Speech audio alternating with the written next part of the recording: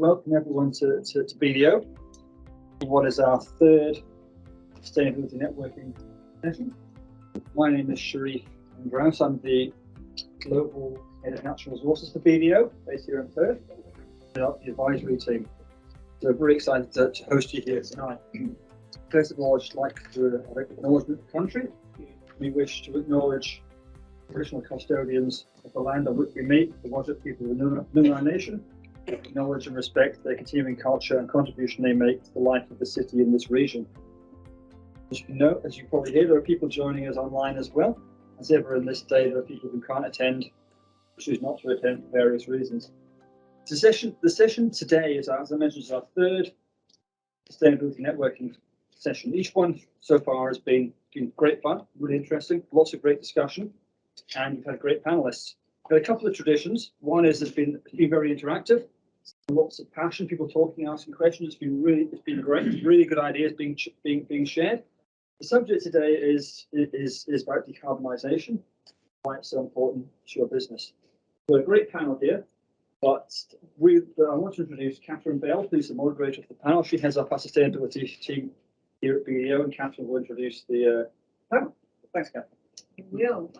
Thank you, Sharif, and welcome everyone, and thanks for those that have come back and those that are coming for the very first time. We have gone very modern, and we have everyone dialing in as well from around the country. We didn't want to hold all this wonderful conversation and insights and wonderful speakers here to ourselves, so we're sharing it with the over east. So thank you everyone that has tuned in.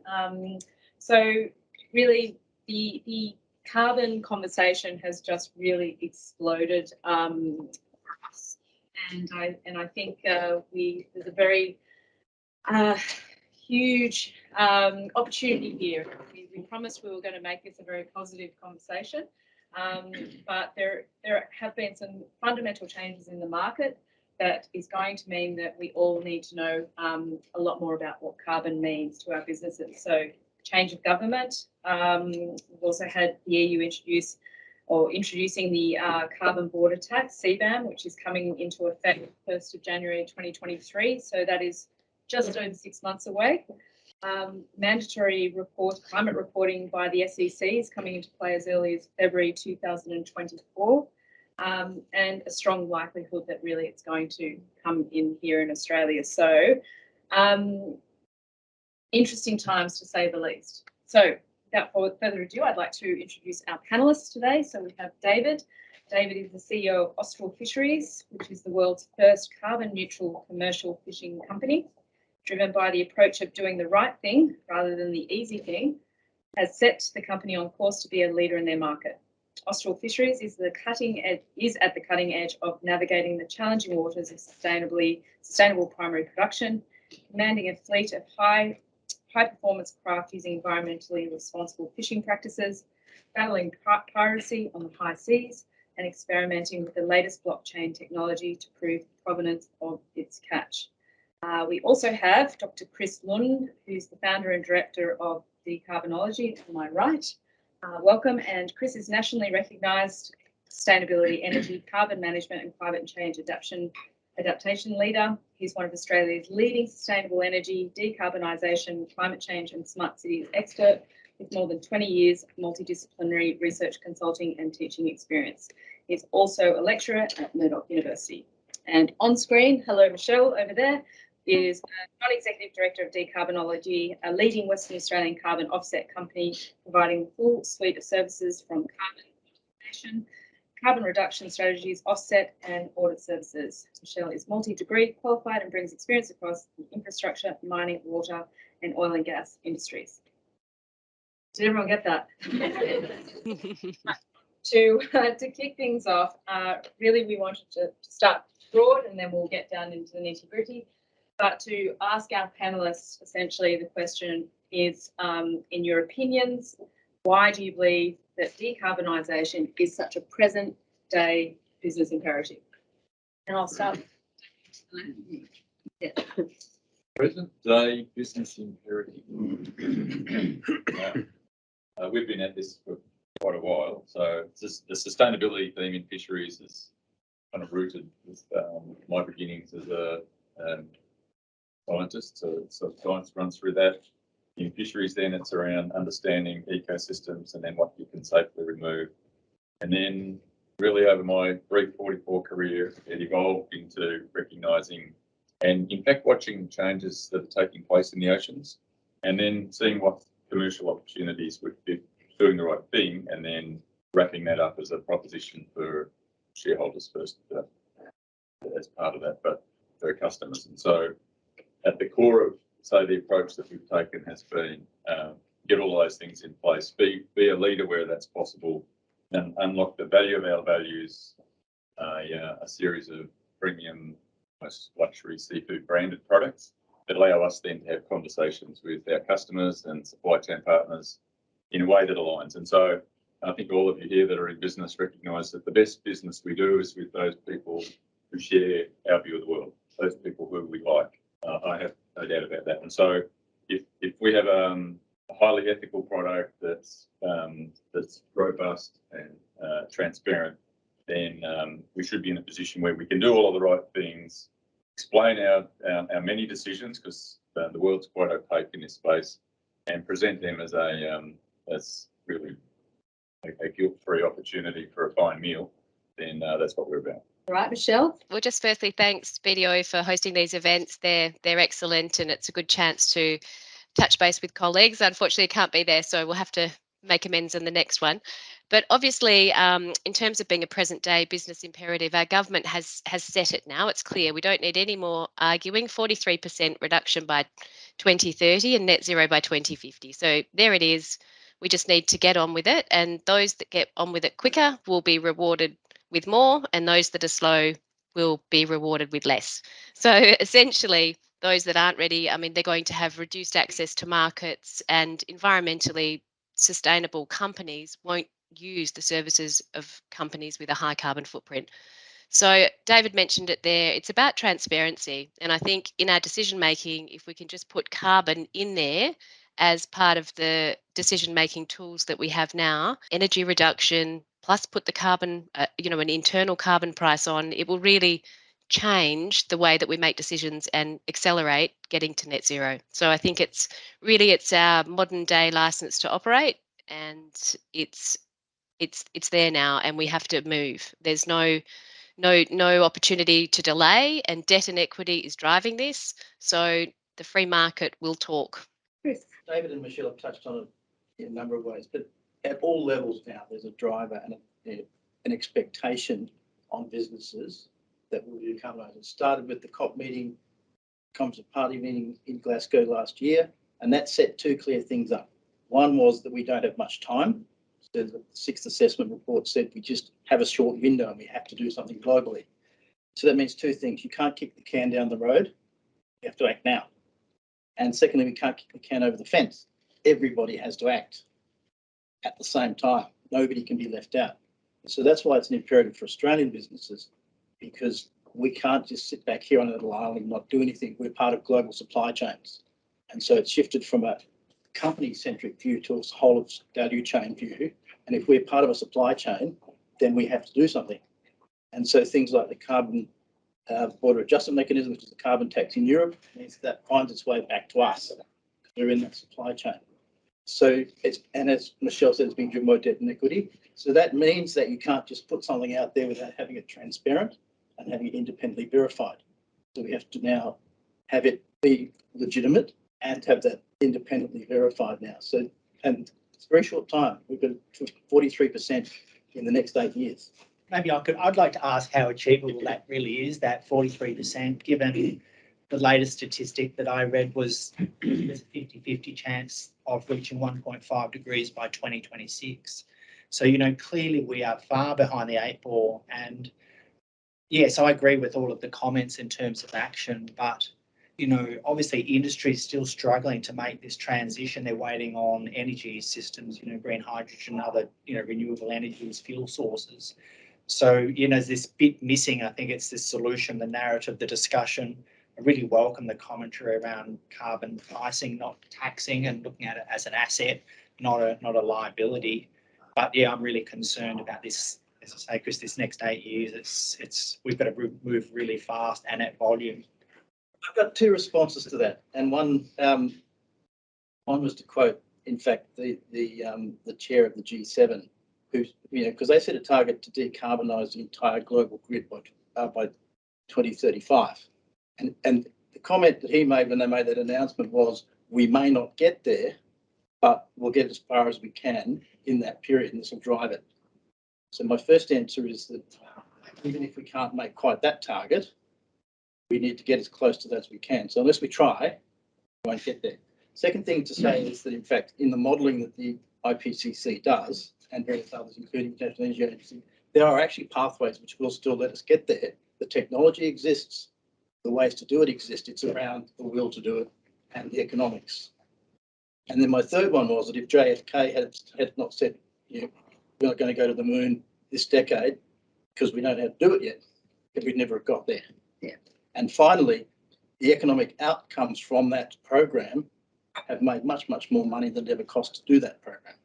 So we need to look at it from an opportunities view, that whenever there's this kind of major change, that's when we develop new things and we bring in a new way of doing things, which is actually profitable and an opportunity for us. So we can look at the opportunity in this, not positive and negative.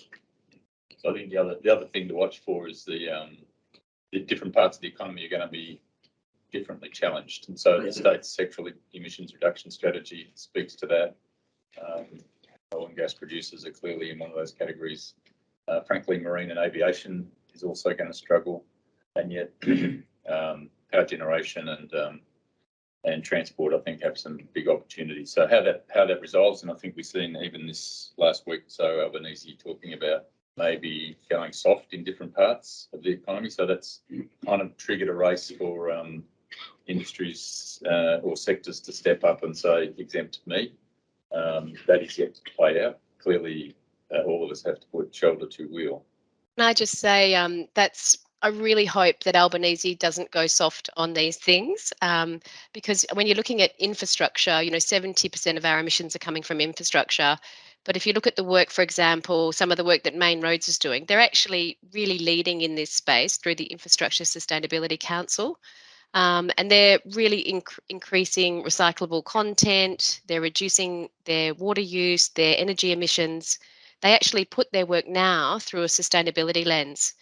And I guess by giving people an out, it doesn't encourage them to lean in. We all have to lean into this if we're going to get to it. I mean, when you read the 1.5 degrees, it's going to result in an additional 350 million people with water scarcity. I just don't think it's an option to not do our bit. And I think those businesses that can't may need to just do something else. Thanks, Michelle. Yeah. I think the other thing is that, again, in all the modelling, it's understood that different sectors move at different rates. And so it's actually quite well understood. There are various market mechanisms, various other ways that we all lean in together, but we get there at different rates. And so the people who can go faster, then they move faster, and then they give their offsets to those who can't move quite so fast, so that we can get there together at the rate we can by the time we get there. So it just takes good management, good all leaning in together, not trying to opt out, but all leaning together with a proper mechanism, market and otherwise, so that nobody's left behind and disadvantaged. But it then creates opportunities for some people to help those who can't go quite so fast. It's a good theory, but already at a national level, we know WA is looking to lean on Tassie for doing more of the heavy lifting. Resources states deserve a free kick.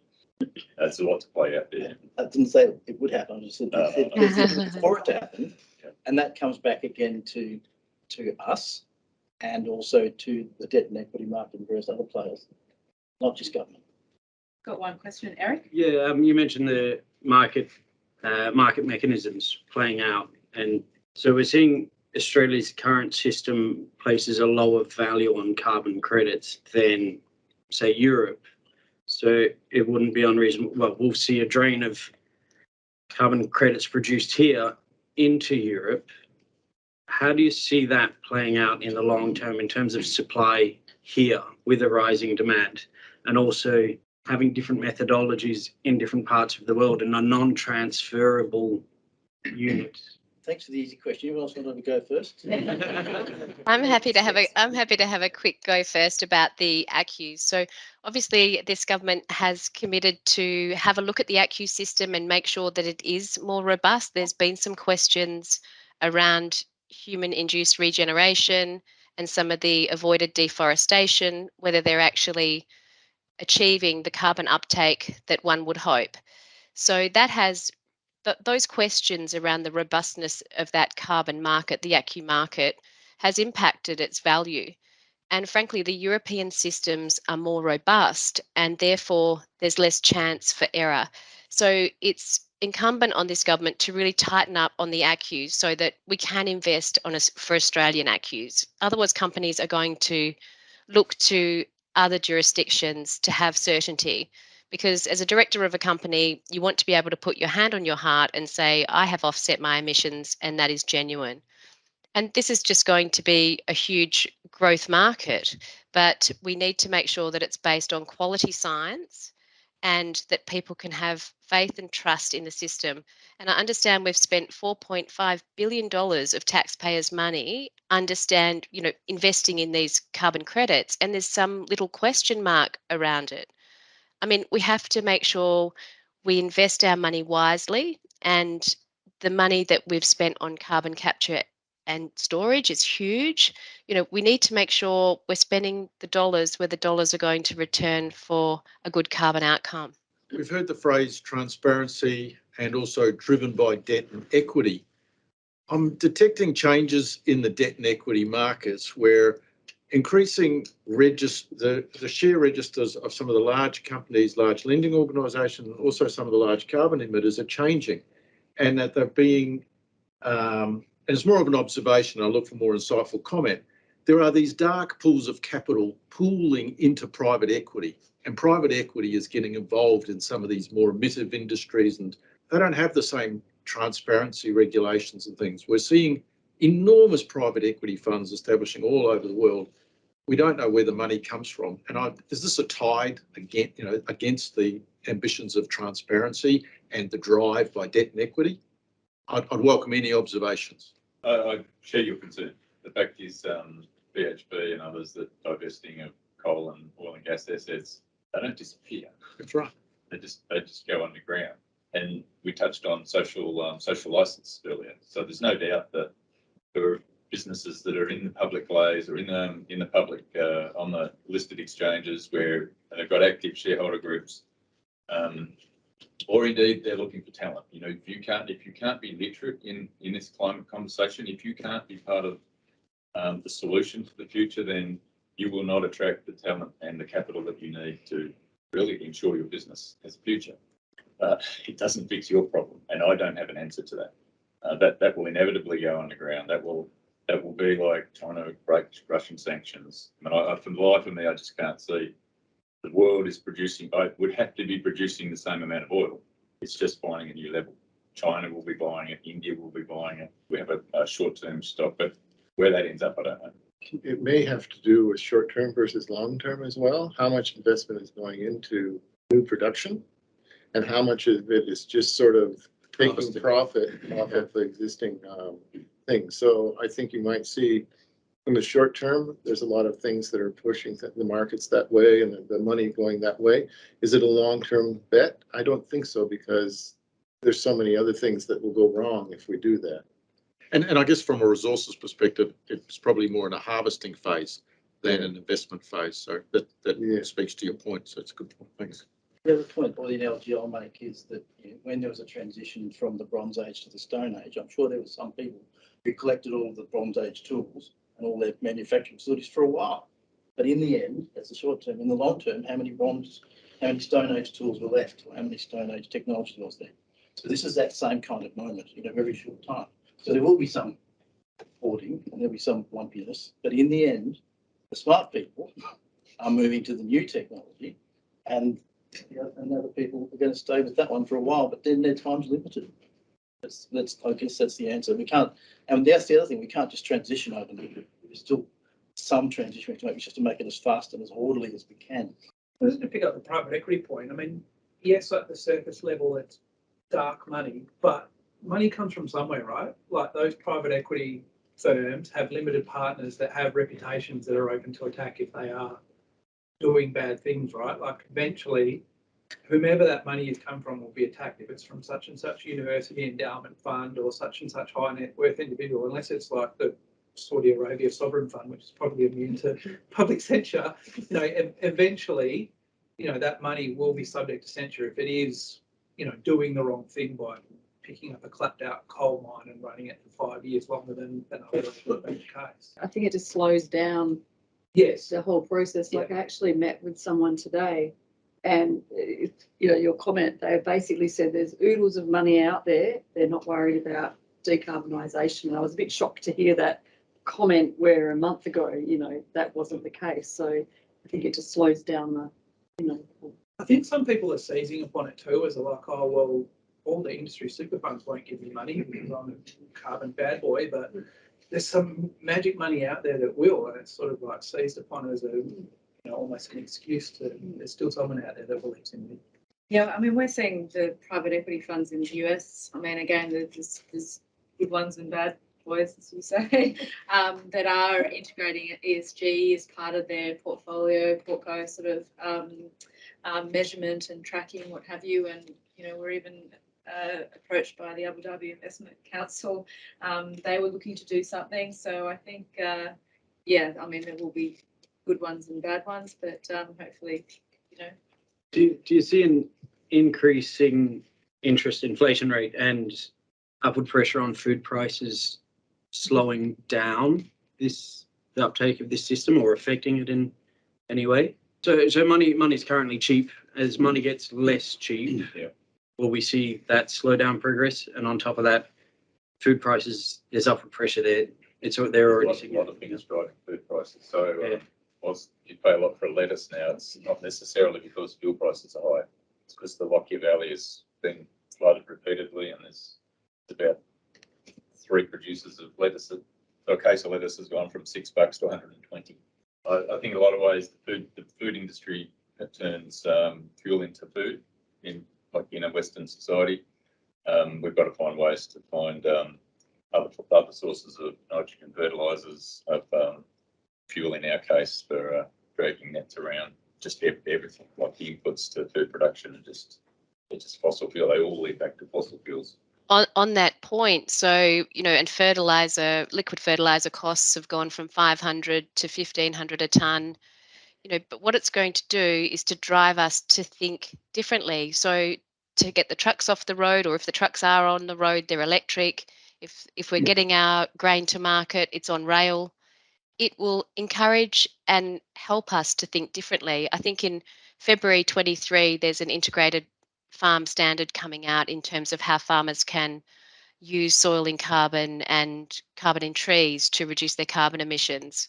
So around the food side, there'll be opportunities there as well. I think we just, if it's difficult, it would just be really unfortunate if we said it's too hard because of that upward pressure.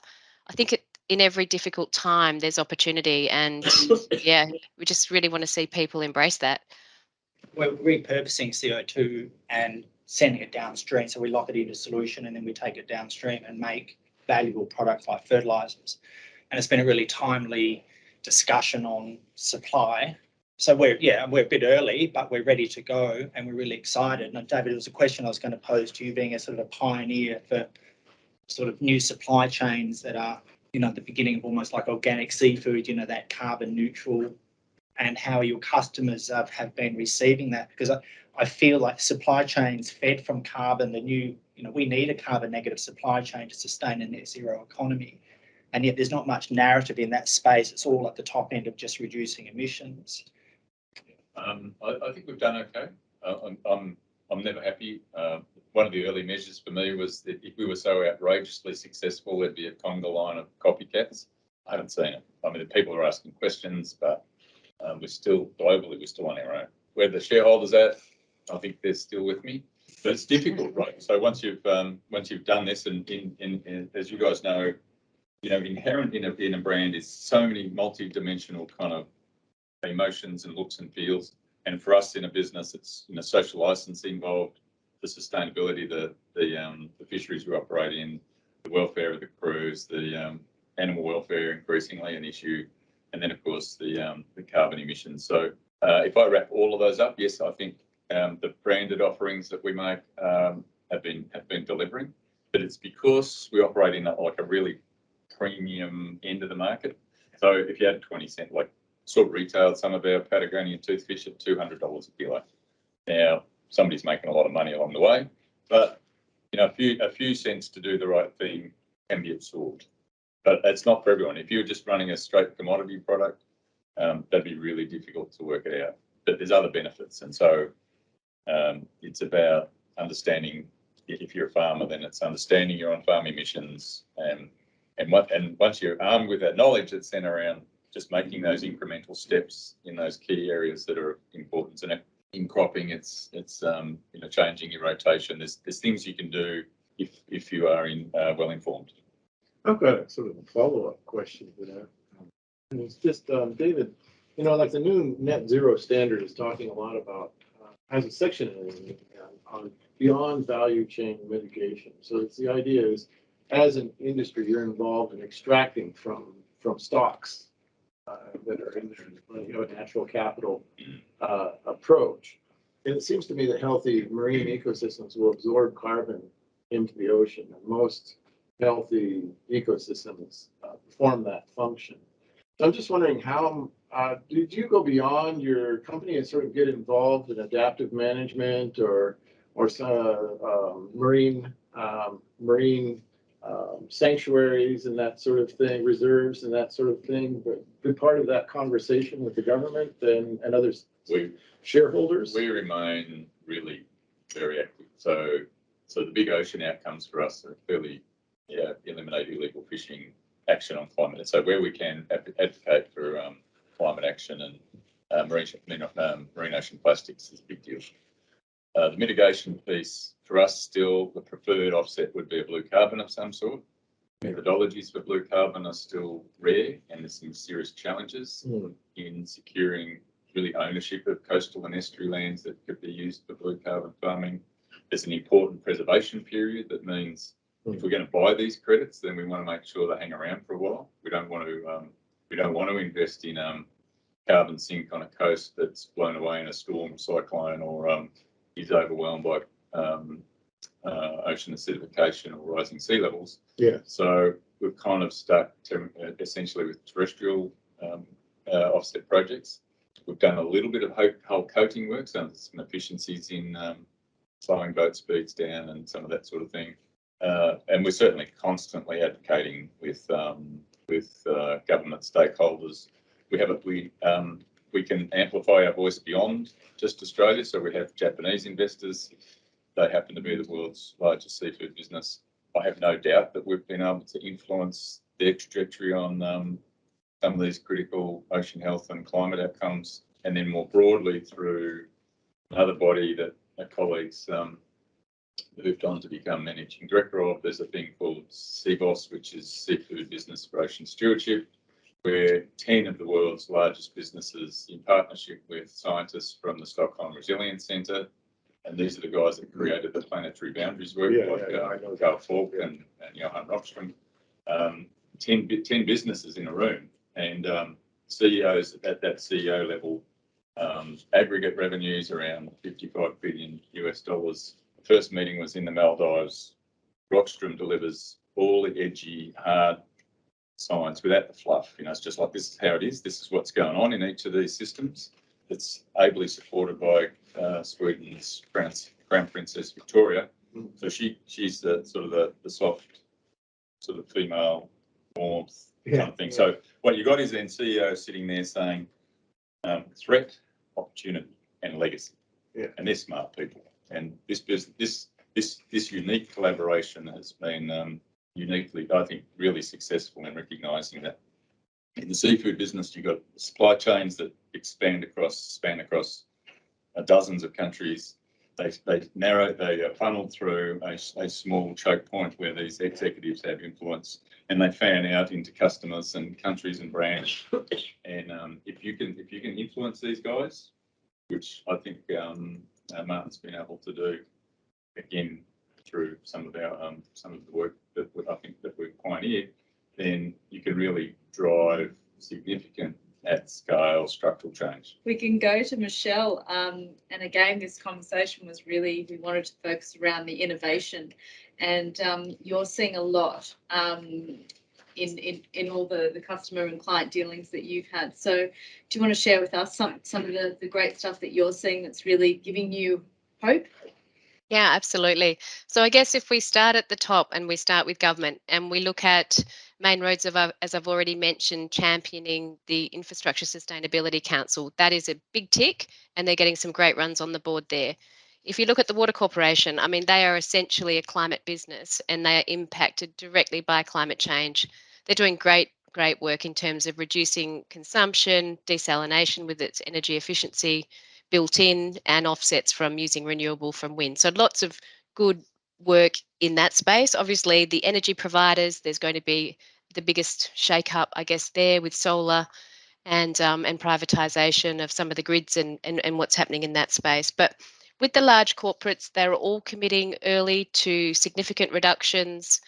I guess I just want to talk about some of the things that we hope not to see, and that is large scale solar, for example, that results in clearing. We just hope that we can make decisions that has that whole ESG framework and sustainability around it.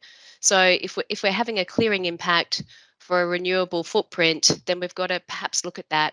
I think we're seeing other really exciting opportunities around the small business side because they're more agile and they can see where these carbon credit opportunities are. And certainly we're seeing manufacturers starting to think about, working off grid, operating during the day based on their solar, in the agricultural space, reducing methane, because that's the wicked one, I guess, from the cattle, whether it's biochar or seaweed. In fodder, reducing waste emissions, that is a significant methane reducer, and people can get carbon credits for these things. So avoided landfill, it may seem simple following circular economy principles, but if you can actually get a benefit or an uplift from that, then that will drive business. So this is really where equity will make different decisions within a company. So if you've got a pump that basically by replacing it with improved technology reduces energy, put a carbon price on that, and that really accelerates the decision to change that pump out. So if we can get carbon pricing locked within the decision making rather than captain picks, if you like, I think that will be a very, very good outcome. And certainly we're seeing alternate products where carbon is locked up in the products. That is a huge growth area. So I think we're going to see more and more of that. And Chris else mentioned it, carbon as a liability and an asset. How do companies deal with it?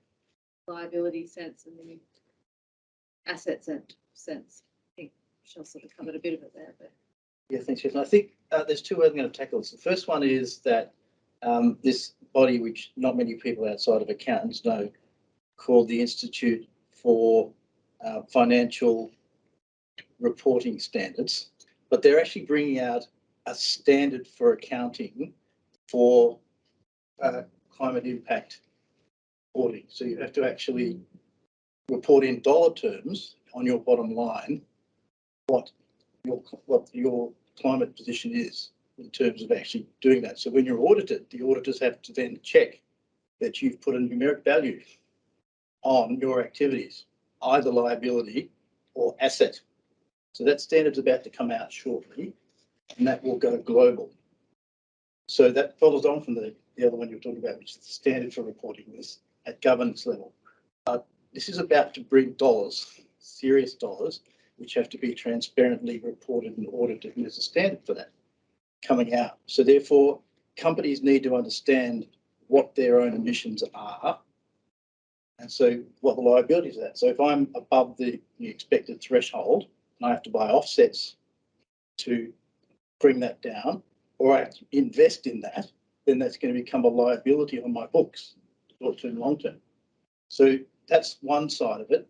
So there is liability. So companies need to understand their emissions monetize that in terms of actual accounting, and then that'll have to be reported and audited. And then secondly, though, that comes back to the other one you said about asset. So if I'm below the expected level for my industry or then that gives me the ability to turn those into dollars. So that becomes an asset for me. If I generate offsets, which I can sell to other people, that's then an asset on my books. So if I purchase, and then we move into the whole space of carbon trading. So if I buy offsets now at $10, what's that worth? That's an asset going forward. Accountants and companies are going to need to be able to actually quantify that as part of this requirement to report against that standard.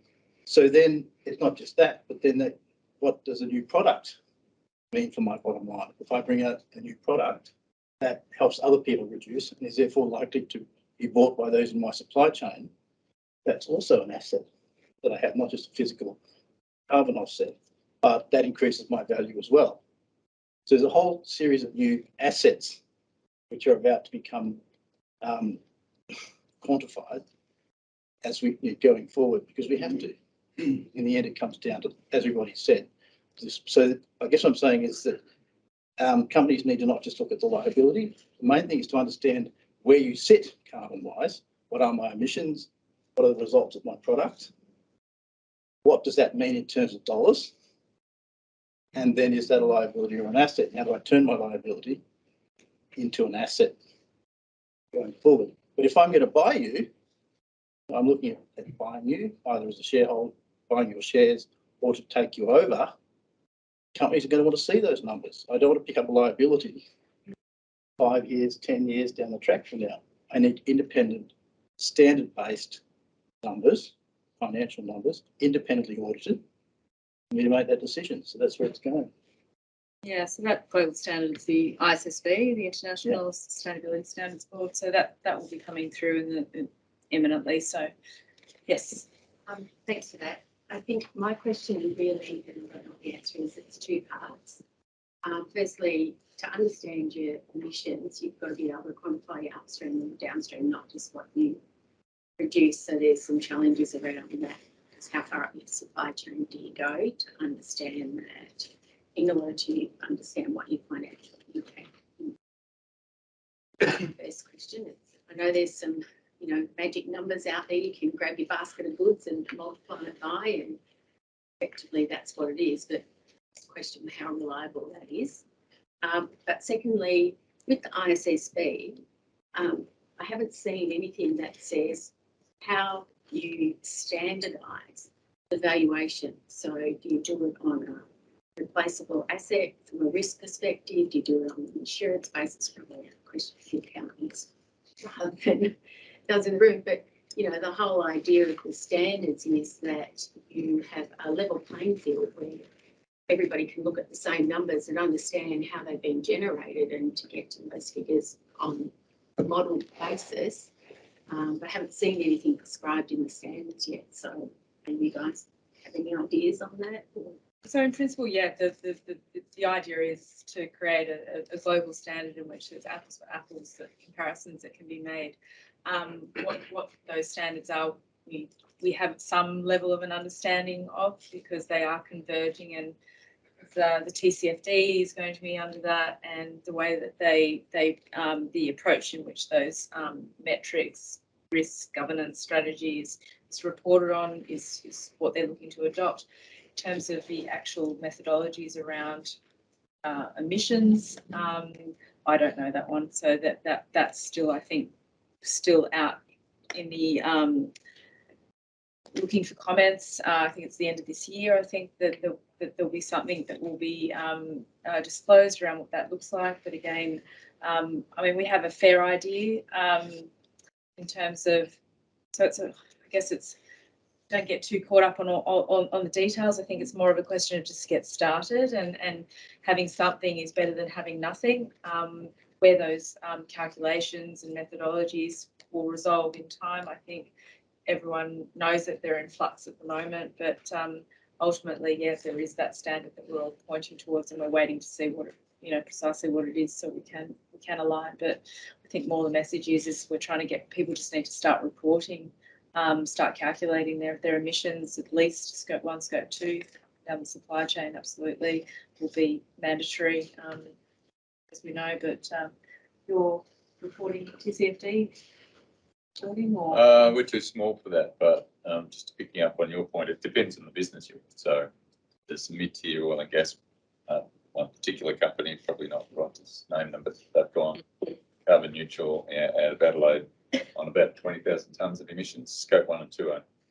Now, that's legitimate. And I think the story about the extent of your reporting is a choice you make. And in our case, we've gone over the top. So we've basically get a piece of fish to a grill in New York and everything in between. So yeah, that's just your choice and where you sit in the value chain. We also tried to use, and I think we've seen Twiggy do some of this, but to use our leadership to bully our suppliers into going carbon neutral with limited success. You know, when we keep saying to our clients, you know, how do you eat an elephant, you know, little bit by little bit. So again, just any progress you can make. And I think as the business sort of integrates and further matures as far as its sustainability journey, then you'll end up, you know, gathering that data and becoming more sophisticated about what you can do. And then the more you can influence as well. So. Yeah, I was just going to say, I mean, I think perhaps year one, you can be a bit more generous to yourself and say, well, look, you know, these are our emissions 80-20, and next year we're going to zone in on these ones and tighten up. And if you're going to be, you know, disclosing that information publicly, it just needs to be transparent what carbon price you've used. So, you know, a reasonable person reading that information can make sense of it. So I don't think, yeah, not having it perfect isn't a reason not to start, but we need to understand our emissions. And I guess with the work that Chris does with economic input and output, it's allowing us to look up and down the supply chains more. And in our procurement strategies, we can encourage our suppliers to be carbon neutral. And if it's something that we're serious about, perhaps we can broaden that or put it out to the wider market, because I think you'll see a shake-up. I think people will come to the fore and try and be innovative in that space. So, and I guess driving those emissions down to 90% under the Science-Based Targets initiatives, and then offsetting what's left. It's really important we don't jump straight to offsets without trying to do the reduction. And we're seeing that a little bit with a few clients. And, you know, those that have big emissions are buying up large tracts of land, which is having secondary impacts on land prices in the wheat belt. So I guess every decision that the company makes, you know, it's just really important we think about that. Are we getting the best return for the environment? Because carbon reduction and environmental security and biodiversity security is really what we're looking for. So just looking for those opportunities all the time, but it can start with carbon. It's a transition period at the moment. The answer to your question is that there are a number of, because of the drivers for transparency, there are a number of standards and methods which are being thought out at the moment to deal with that exact question, because it's not clear at the moment and it's confusion. So there are a number of international standards and other standards which are coming out to clarify the counting, the accounting, and then how your strategy unfolds. So you'll see more of those. But a good example of this is that at this stage for a company, you look up and down your supply chain, and the word is material, to look where the material emissions are in your supply chain, and the material emissions are your upstream. They're the ones you have to deal with. And then you just focus on those because they're the ones that are most important to you as a business. You can influence on them. And then the last thing to say is the carbon border adjustment mechanism in Europe is going to change a whole lot, because that means that if I import a ton of steel into Europe in 2026, I must know in an independently verifiable transparent way all of the emissions all the way down that supply chain. So it's going to drive everybody in that supply chain to standards which are transparent and independently verified. So it'll start to fix the system up very quickly. So they've introduced the actual tax to happen in 1st January 2026, and we've got 3 years to work out these things you're talking about, what those rules are from January 1. So 3 years to work out all of that, but that'll happen because you go across the border, pay the price. A lot of internal business systems that need to be developed Yeah. to manage this, I think. Good question. Yeah, picking that point up again, I guess how far down the stable carbon market are we? Obviously, most markets when we started trading grain and fish and wheat, whatever, was ad hoc, and then obviously over time we start getting some standards, then we get laws and regulations, and then at the back end of that we have some form of penalty or some compliance aspect to it. How far down that market for a stable market are we, considering things like, carbon farming, for instance? There's questions about that, in the fact that obviously if you create monocultures, then at this point in time, there's no point to question carbon if you don't have an ecosystem function at the back end of that, right? Because everything else falls over. What's the point of fixing the carbon problem, right? So, and there's obviously questions been asked about that. So how far do we think we are away from actually having the answer to that real stable position, I guess, considering the markets, how they develop over time? The point you make, and you can have unintended consequences. So agreed, monoculture is a bad look. We haven't talked much about there's CFD, there's TNFD, which is becoming increasingly important and appreciated. I catch up a bit on the carbon piece, but equally probably equally important. But things like been suggested to me that there's some gigaton scale sequestration opportunities by fertilizing the ocean, and the idea of some of these systems are short of critical elements that stimulate production. So you could drive nutrients and fertilize a section of the ocean that it generates primary productivity. That all filters down and then settles for the long term at abyssal depths. You talk to the scientists about that. I was, oh, be careful, because then there's accelerating acidification, all sorts of stuff. You just don't know what you're doing. But the challenge is war. Really, is war, and just got to make sure that we're fighting the battles on every possible front. Some will win, some will lose, but we've got to go. I think just a quick comment. I think by 2026, as we go with that CBAM, we really need to be acting now and I'm sure all those companies that are exporting to Europe are across this, but some may not be. It's just really important that we act now so that those benefits of carbon offset or net zero can come in the Australian context. Because what we don't want to do is get to the door of Europe and pay a tax into Europe, because that's a real missed opportunity for Australia. So in terms of economic value, it's really important that we look at the opportunities here in Australia, because we've got so many, and by kicking the can down the road, it's going to be too late. China, billion people. India, billion people. Indonesia, close neighbour. I know I'm a cattle herder with a lot of country east of Kalgoorlie, and I understand carbon credits. Strangely, I can see oil companies already down at our level through certain carbon companies. Perhaps I shouldn't name them, but they're there with ownership already. Don't understand why. Love an answer to what they think they're doing. But the other thing is, having wandered all around the world in the mining sector, there's so much corruption.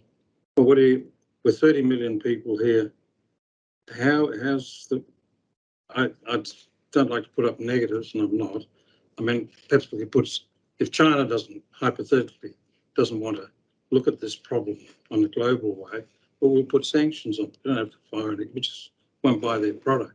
But how do we bring the rest of the world, and I respect very much the enthusiasm coming out of BDO and working on it. I think we should continue. But how do you see that playing out in bad countries, good countries? You were talking about bad companies, good companies, but there's such things as bad governments.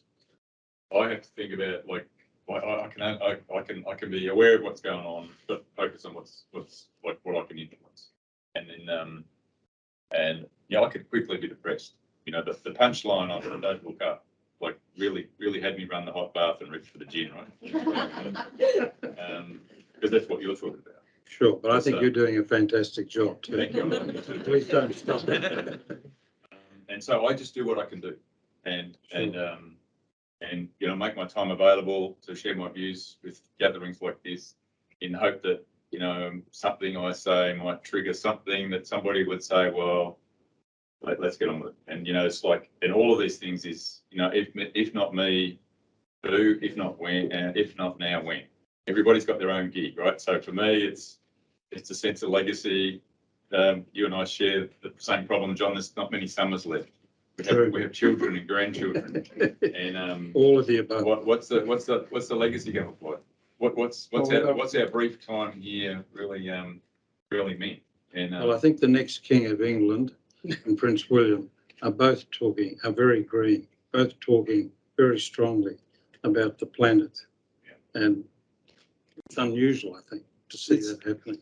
There's also room there if it's been done, even if it's been done in a small place, if the rest of the world catches up or sees the need to do it, the systems already exist. Like they've been hammered out so it can spread quicker. Sure, I agree with you. In effect, we're hoping it's a movement. And for BDO, we've established internally our BDO sustainability movement, and that was two-pronged. The first was to influence our own BDO firms across 167 countries. But those that, you know, countries that are perhaps a little bit further down the line, you know, our leading firm in sustainability for us is Italy. And we look to them for all of our inspiration. But yeah, and then externally it was this movement towards, right, we want our BDO firms to start sustainability practices so they can put people like me in front of all of our 100,000 clients that 500, I don't know how many, lots of clients around the world that we have, so we can have these conversations, sit into boardrooms and you know, have really good conversations where, you know, 24 hours later, I have a signed engagement letter of let's start. But then equally so, we walk out of some boardrooms and Jane's there, and we smashed it. They got it. We're going to work with them, and we get a message saying, oh, listen, we might do it next year. And it's just like, why wouldn't you do it now? Why wouldn't you just start now? It's just it's a no-brainer for like you and me, I think. So listen, there's just so much value to be had by starting this journey, and because the train's left, so it seems you're either part of the solution of the problem, and then and I think you could fill your head with the negatives and you wouldn't do anything. You could be overwhelmed with the bad news. The opportunities here are immense in this country. Oh my God! And the land grab that you're talking about is happening for carbon projects, for renewables projects. And it's that train has left the station. So whether it's future Fortescue, future industries, or a whole bunch of really smart money, they're already moving. And I'm sure everyone in this room has seen the impact of the post-election bump. That's it's palpable. It's like boardrooms across the nation and the world are activated. And even though we have some distractions, and the oil and gas guys are pretty happy with prices at the moment. Even they know that's short-lived. I guess just taking a step back, the whole world is now rushing towards the net zero goal, and in the energy space, we see that renewable projects are increasing for that year, and considering into the wind turbines, your PV panels most of them are actually manufactured in China, and they're still very much a whole dominant country, and that just increases the amount of coal, and it becomes like a vicious cycle. So while we are actually trying to get a solution to decarbonization, are we inevitably looping ourselves into a vicious cycle that we are trying to break? That's where the supply chain, the elephant in the room, where all the raw materials that go into the PV, the wind farms is almost. And there was an article written about the fact that actually the supply is just not there to build the amount of renewable energy that we need to get us to that. But back to the point, do we just stop? No, we have to just keep going in the hope that mineral X gets discovered, and technology will allow us to create new ways, or better efficiencies, or hydrogen, or maybe we go nuclear. So you know, should have started that 10 years ago, but listen, it is a big elephant in the room on how we're going to get there, but again, it's not the reason to stop. I think there's a saying, revolutions happen at the periphery of the empire. So, here we are, continent full of resources, a small population is educated. We're in the same time zone as, half of humanity. So, I think there's certain things where Australia can and benefit and share the experience and make a difference. Yeah, positive impact. Catherine, I was just going to comment it's obvious that supply chains are now questioning how they're making things as well. So that's, reliance on imports from over different countries for manufacturing. It's all up for grabs. It's not just about CO2. It's looking at more efficient, better products, different inputs. So I don't see that reliance in the future the way it's been in the past. I think countries have now seen how difficult supply chains, domestic security is of supply chain, and the need to control as much of that process within each country. So I don't know how that will play out, and it won't just be about CO2, but it's pretty exciting. It's really amazing changes to the way we're doing things. So it's a great way to finish up. I just realised we're on the hour, and we do have people online. Yeah.